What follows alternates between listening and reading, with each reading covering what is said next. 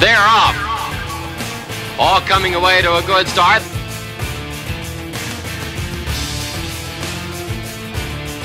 And down the stretch they come.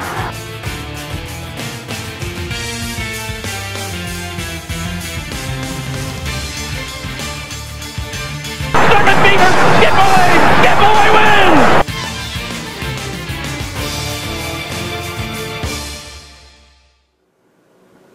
And welcome to a brand new edition of Monmouth Racing Today. I'm your host, Mike Kersey, standing in the brand new William Hill Racing Sports Bar, which was packed last Sunday for the $1 million William Hill Haskell. And with that in mind, let's take a look back at Monmouth's signature event, Byron, the star of the show. Flat. Byron leads the charge on the far turn. Social Inclusion and Wildcat Red are right behind. Untappable is fourth, and they're into the stretch. And it's Byron. Byron coming down to the 8th pole. Still in charge, a 3-length lead on Wildcat Red. Untappable is next. Social Inclusion. Albano to the inside, but Byron just keeps on going. And Byron will give Bob Baffert his 7th Haskell win. Byron has dominated the field, wire to wire in the Haskell. Albano was second, and then came Wildcat Red. Irish Jewel came on late, and Untappable was behind them. In a final time of 1 minute 47 and 4/5 seconds, just 4/5 off of the Haskell record.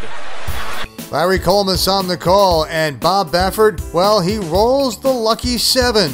A lot of good horses coming to the East Coast from Baffert's barn to win the $1 million Haskell. As for Jockey Martin Garcia, this was his 3rd Haskell try and his 3rd victory. He also won in 2010 with Looking at Lucky and with Coil in 2011. As for Mutual Handle, it was a big day for Monmouth Park. $15.9 million in handle, the 3rd highest total in track history, and $3.4 million above last year. And as for Byron, the son of Awfully Wild captured his first Grade 1 event and eclipsed the $1 million mark in career earnings with the victory. Coming up, we'll catch up with trainer Jason Service and get his thoughts on his stakes runners, including a few who might be headed to the Breeders' Cup in November, as Monmouth Racing Today rolls on. Monmouth Park's historic Portier luxury boxes offer the best seat in the house and are available to rent most race days. Each box seats 6 and includes waitress service and a la carte menu in addition to picturesque views of the track. Bring your friends or family and enjoy the first luxury boxes built at any sporting event in the country. For Portier rental information, log on to monmouthpark.com or contact the group sales office.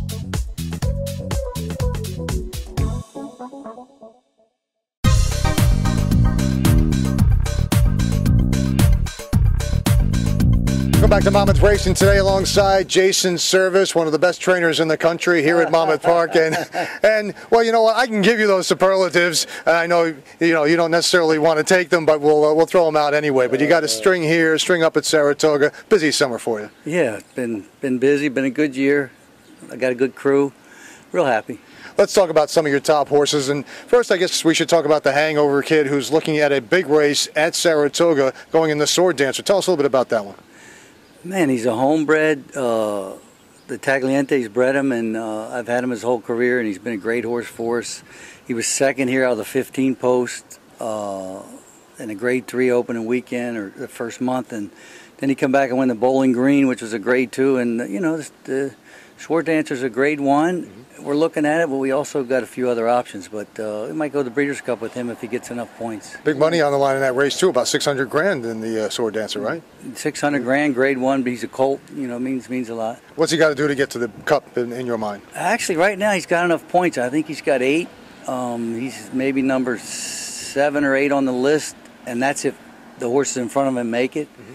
Knock on wood, we make it too. But right now he's good. Another big one you have is Tight End Touchdown, who was in the Breeders' Cup last year. Take us back to that. What was that experience like? It was great. It really was. And I was with a great group of guys, Mr. Maury Stable and his buddies, and we just had a blast. And the horse ran super, which helps. We finished second. You know, didn't get beat much. It was great.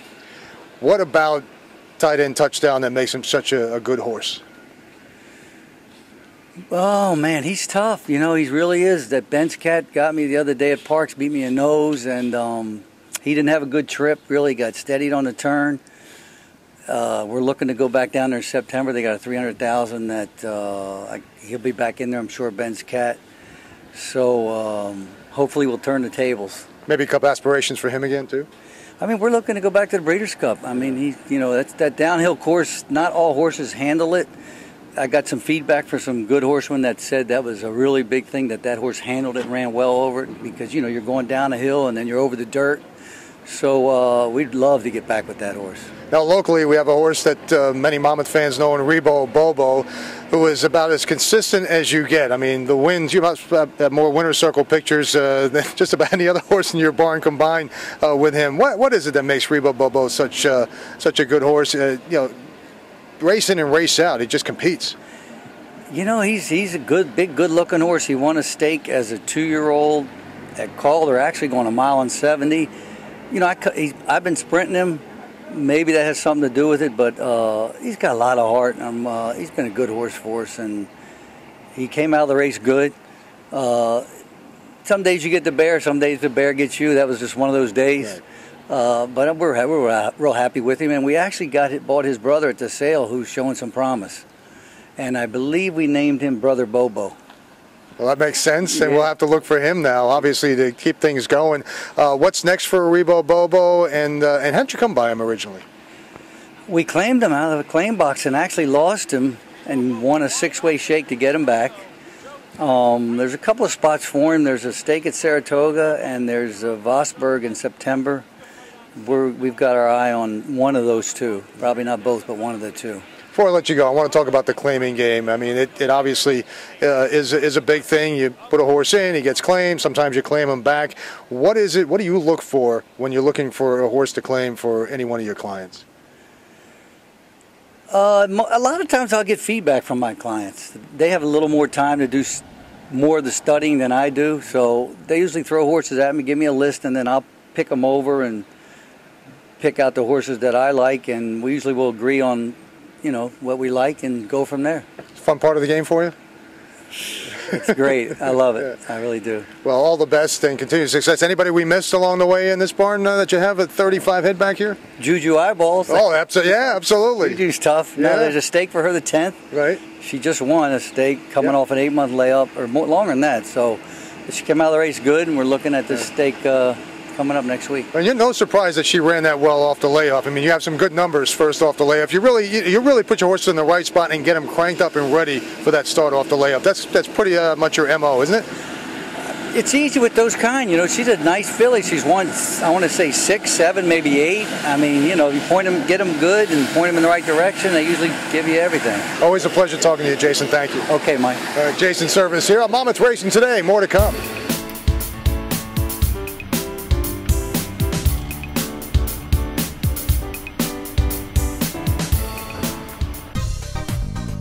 Tired of standing in line to place a bet? Monmouth Park's mobile wagering platform eliminates lines and brings wagering directly to your mobile device. Sign up is simple, takes less than a minute, and can be done at any mutual teller. Simply deposit your daily bankroll and your mobile account is instantly created, allowing you to bet all day from the comfort of your picnic table, grandstand seat, or parterre. For more information, stop by any guest service or welcome center.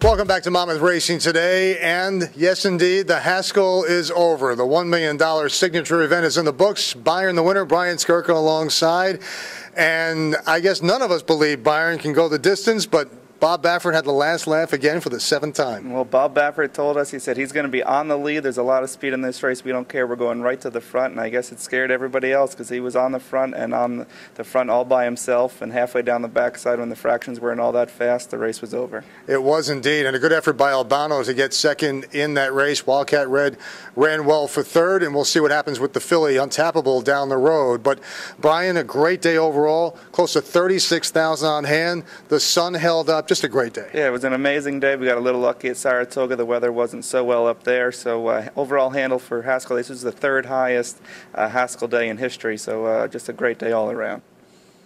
Let's turn our attention now to the late pick 4 for Saturday, and race 9 features a 5.5 furlong sprint on the turf. I'm going to go with Sharon Jones, back turf sprinting. She's only gone short on the turf once. I was a Gulfstream over the winter, tougher race than she faces on Saturday. I'll take Joe Orsino's first-time starter, Agent Romanoff, has been working steadily for this, and maybe we can get a price there. How about race 10? Evolution Rocks looks like the heavy favorite. Tried to beat him originally. Kind of interesting why he's in for $30,000 today. Ran some huge races early in the year. I just can't beat him. He's the best horse in the race. He drops down and he's lone speed. And I agree with you right there. Evolution Rocks from the barn of George Navarro. Not worried about the drop in class when George Navarro has a horse entered at Monmouth Park. Race 11, we have a 5.5 furlong turf sprint. The My Frenchman Stakes. Who do you like? I'm going to go with Party All Night Long. Jaws the rail, not an issue there. Turf or dirt, not an issue. Might be a little wet on Saturday if it comes off. Obviously, Partying all night long. Very good on the dirt as well. I'll take him here. I'm going to take a long shot in the 9 Heavens Runway. Second time off the bench for trainer Jimmy Toner, who brings this one in. And even if it is washed off the turf, Heavens Runway has done significant damage on main tracks and also synthetic along the way. We'll see what happens there. And race 12, we wrap it up. Who do you like in the finale? Yep, Stardust, Lil Jaws the Rail here again. Kind of a tough race. Not much to go on, really. Try this one dropping in class from the rail. I'm right with you there. Trained by Claudio Gonzalez. The speed figures in this group seem to be good enough, and you have that early speed from the inside with weight off, carrying just 106 with Valentine on board. All right, Brian, we thank you very much as usual, and we'll see you again next week right here on Monmouth Racing Today. Brand new for the 2014 racing season, the William Hill Race and Sports Bar is located on the first floor of the grandstand and features over 100 flat-screen HD TVs and a lavish granite-top bar. Stop in any live racing day to play our season-long free sports contest for the chance to win great prizes. It's the perfect place to watch the big race or the big game. The new William Hill Race and Sports Bar at beautiful Monmouth Park. And that'll put a wrap on this week's edition of Monmouth Racing Today. We hope to see you at the races. They're off. All coming away to a good start.